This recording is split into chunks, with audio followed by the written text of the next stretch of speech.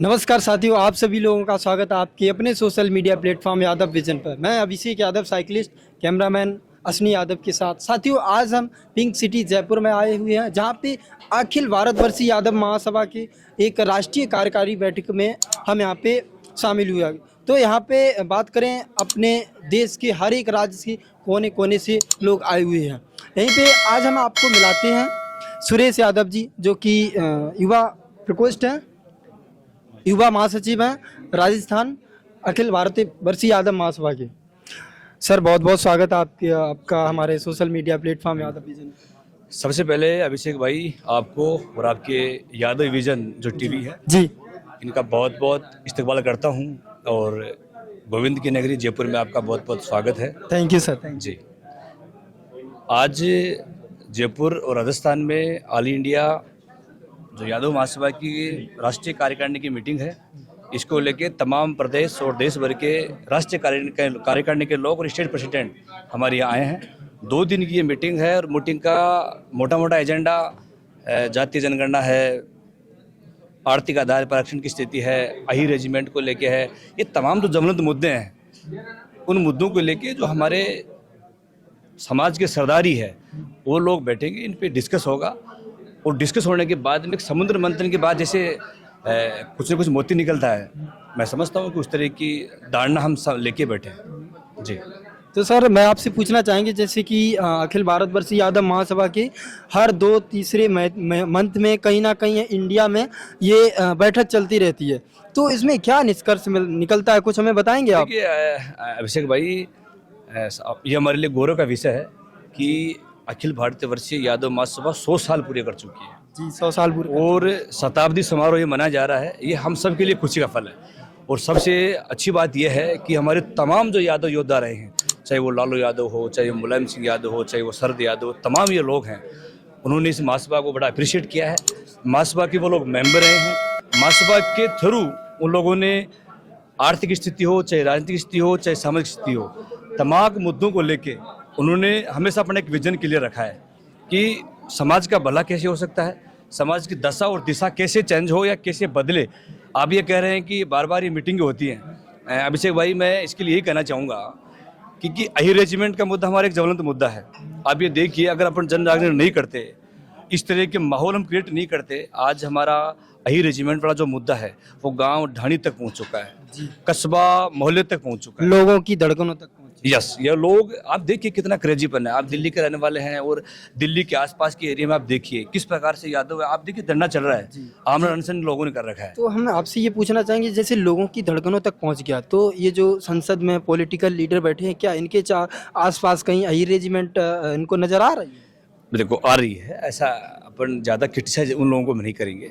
देखो, होता क्या है, जो पॉलिटिकल जो एमिनेंस होता है, पॉलिटिकल विजन होता है, आप जानते हैं पर्टिकुलर एक कास्ट है तो बन नहीं सकता कोई। जी। आज आप अखिलेश यादव, तेजस्वी यादव की बात करें, अपने एक जाति का टेक दे देंगे।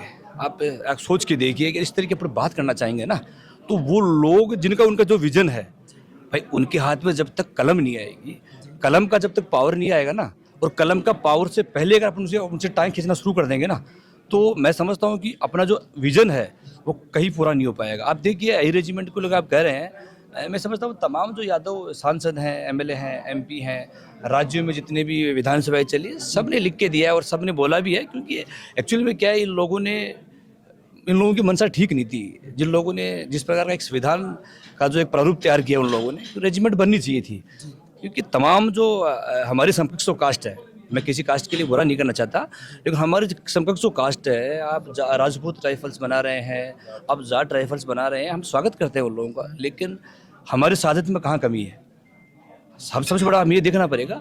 आप देखिए, रिसेंटली आप देख लीजिए, अभी 7 दिन 8 दिन हुए होंगे, बहुत सारे यादव जवान शहीद हो गए भाई, शहादत दे चुके हैं देश के लिए, और फिर हम ये कहें कि हमें अही रेजिमेंट चाहिए, तो ये बड़ा सोचने वाला विषय है। अभी जैसे हमारा आर्थिक आरक्षण, ये रिजर्वेशन होगा, जातीय जनगणना होगी, तो तमाम सरकारों को ये सोचना पड़ेगा। सर मैंने भी सुना है लोगों के द्वारा कि अहीर रेजिमेंट सिर्फ इसलिए नहीं बन रही, अहीरों में एकता नहीं है। क्या इस बात को लेके मैं आपसे पूछ सकते हैं, जैसे कि आज बात करें इंडिया में अहीरों के बहुत सारे संगठन हैं, लाइक विश्व यादव परिषद, अखिल भारतवर्षीय यादव महासभा, यदुवंशी महासभा और भी कई एक सारी महासभाएं हैं। तो क्या कहीं ऐसा तो नहीं महाभारत से जो वो दुर्योधन की माँ थी उसने श्राप दे दिया कि अहीर कभी एक नहीं होंगे, तो क्या वही तो नहीं मतलब चला आ रहा हमारे डीएनए, हम अहीरों की डीएनए में कि अहीर एक नहीं हो सकते हैं?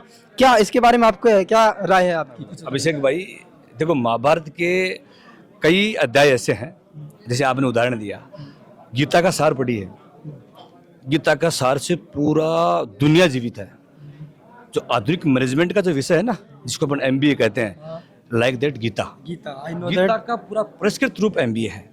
तो आपको अपन को वो चीज़ें देखनी है। और आप कह रहे हैं तमाम जो महासभाएं बनी है उनका विजन अच्छा होना चाहिए, उनकी सोच अच्छी होनी चाहिए, क्या करना चाहते हैं, क्या उनका एजेंडा है, अगर अच्छा है समाज के लिए कुछ अच्छा कर सकते हैं, करना चाहिए। जितनी महासभाएं बन रही है बननी चाहिए, कोई बुराई नहीं है, लेकिन उनका बशर्त एजेंडा अच्छा होना चाहिए। वो लोग अच्छी तरीके से बात करना चाहें, वो लोग उनका एजेंड क्लियर हो, वो लोग समाज को उत्थान की बात करें, सामाजिक कुरीतियाँ कैसे मिटाई जाएं, बुराई कैसे मिटाई जाए, तो समाज के संगठन कोई बुरे नहीं होते। मैंने भी कई एक जो अदर संगठन थे उनके लोगों से बात की, उनके प्रेसिडेंट से या उनके पदाधिकारियों से बात की, तो वो भी सेम यही बात कहते हैं कि मैं भी समाज के लिए अच्छा काम करूंगा। अहीर रेजिमेंट के लिए बात उठा रहा हूं, वो भी जातिगत जनगणना के लिए बात उठा रहा। तो मेरा मीन द सेंस ऑफ मैं ये कहने जा रहा हूं कि मतलब क्या ये सारे संगठन मिलके कोई एक संगठन नहीं बन सकता? मैं ये बात पूछनी। नहीं, संगठन एक बनना चाहिए। हाँ। अब जैसे अखिल भारतवर्षीय यादव महासभा है, 100 साल पुरानी महासभा है।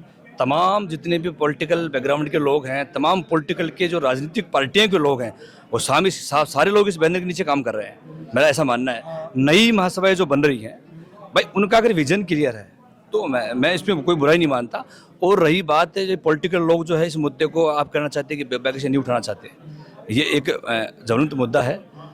हम उनको लोग क्या करेंगे कि सामाजिक स्तर पे एक दबाव बनने का काम कर सकते हैं। हमारी महासभा है वो एक दबाव बनने का काम करे, क्योंकि ये एक वाकई ज्वलंत विषय है कि हमारे कई ऐसे मुद्दे हैं जिन मुद्दों को लेके हकीकत में हमें कहीं न कहीं लोकसभा और विधानसभा में बातें उठानी पड़ेगी। तो उनके लिए आपकी बात बिल्कुल सही है। हमारे जो राष्ट्रीय अध्यक्ष जी हैं, जनरल सेक्रेटरी जी हैं, उन तमाम लोगों को इन चीज़ों के बारे में गौर करना चाहिए। और आज जो एजेंडा है, इन एजेंडा में लेके कहीं न कहीं ये सवाल भी होना चाहिए।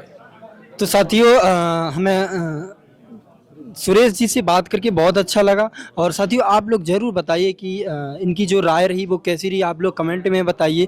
बाकी बहुत बहुत धन्यवाद सुरेश जी ने, जो कि अहीर रेजिमेंट पे बात की, सारी महासभाओं पे बात की। सुरेश जी ने सारा सब कुछ एकदम एक्यूरेट बोला। बाकी बहुत बहुत धन्यवाद आपने जो वक्त दिया। थैंक यू, धन्यवाद।